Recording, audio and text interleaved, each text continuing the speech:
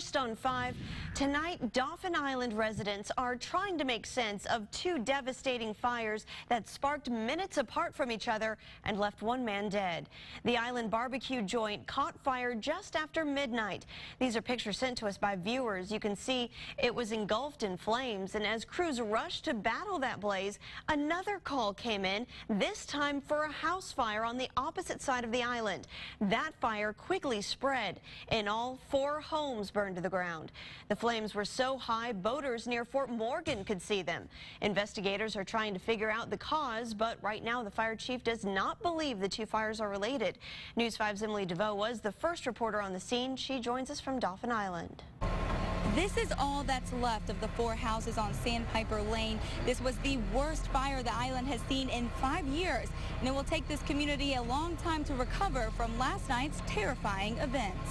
They're jumping. Y'all better be careful. You can hear the people who shot this cell phone video in shock as they watch 4 beach houses burn to the ground. It takes your breath away. It really, that first look, it's just devastating. All that's left of Cindy Schumann's beach house is a smoldering pile of debris. Less than 5 hours earlier, it was full of people preparing for an early morning fishing trip. They escaped with only minutes to spare. I received a call from my mom that the house 2 doors down was on fire.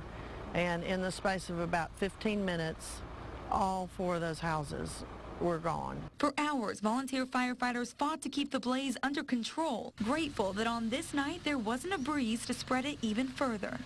As the sun rises, neighbors get their first glimpse of the destruction. I pretty much say goodbye to my house. John Pearson owns a house across the street. He says he woke up to someone banging on his window. If those people hadn't woke me up and the house had lit, I don't know what would happen. When he came out, he saw a man running from one of the inflamed houses to the beach, where he fell to the ground. He was on the beach for quite a while because they couldn't get anybody in here to get him out. There was an individual found across the street in cardiac arrest.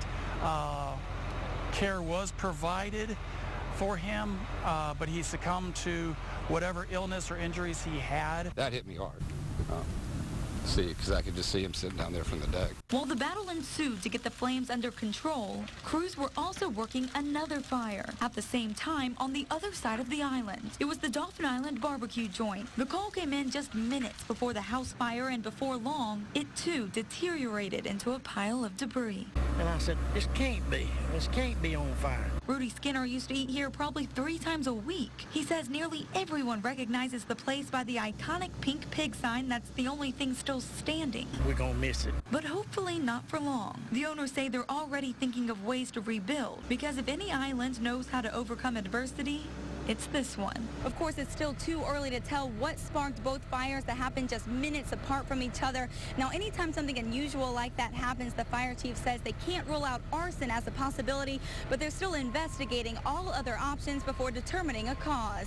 In Dauphin Island, Emily DeVoe, News 5.